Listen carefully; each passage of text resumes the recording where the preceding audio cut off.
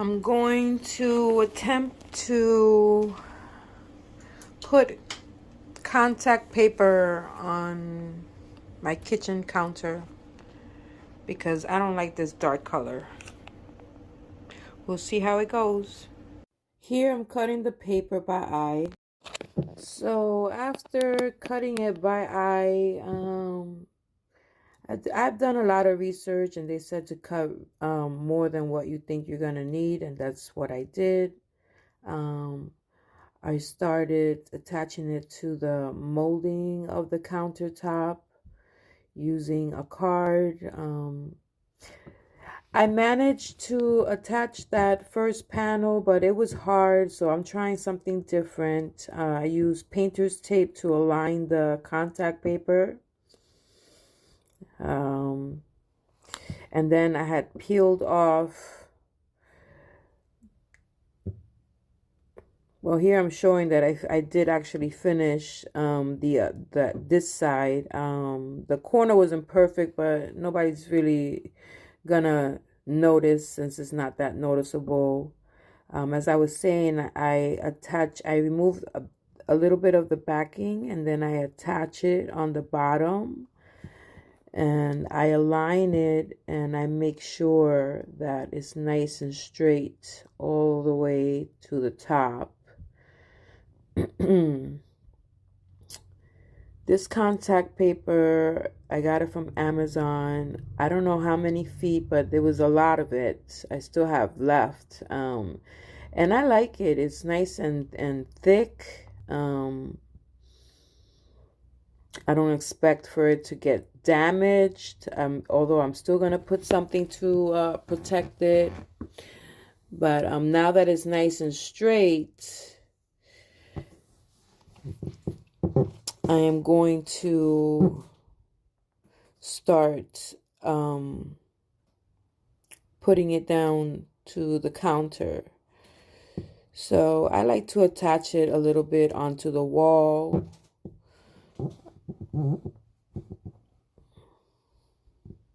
This part I know I'm going to have to cut.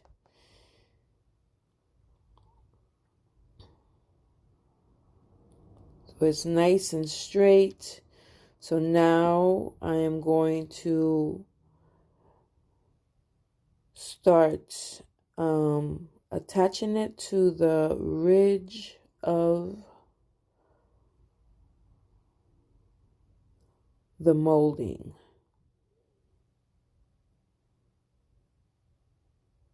As you can see, I'm pressing down. I like to use the card, but I also like to use a rag as well. And my hand.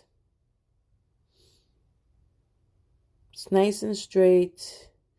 And this way is also easy to align another panel. When I do it this way, I found it really easy to align another panel next to it, and it comes out nice and straight, really nice and straight.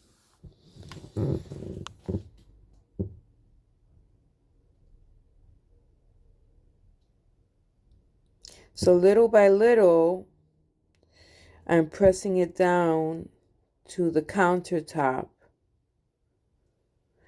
and I hardly had any bubbles. And if I did come across a bubble, I just lift up the paper a little bit and do it again.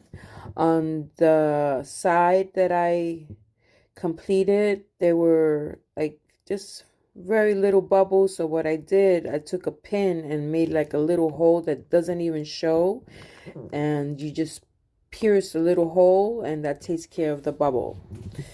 So I peeled off the little bottom part, and now I'm removing the backing little by little, like inch by inch.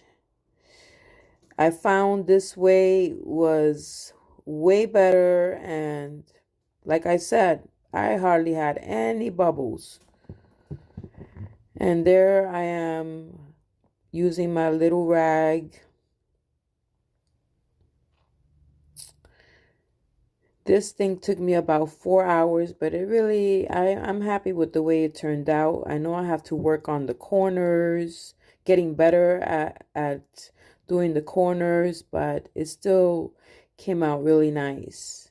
Here I'm showing how thick this paper is and how sticky it is. It's really good quality paper.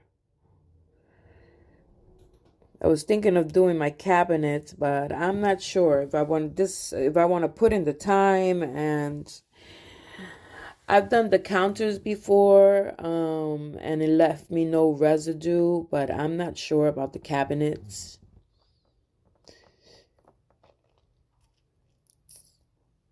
So I may hold off on the cabinets.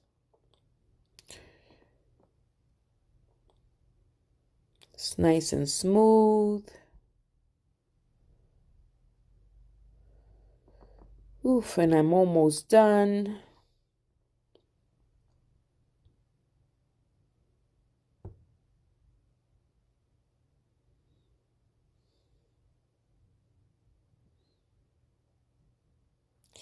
I don't know how suddenly pink became my favorite color, but it did. It really did.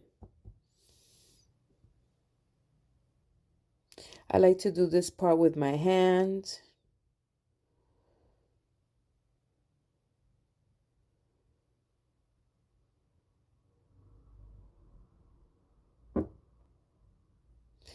Now this part, I found that it's better to leave it for last.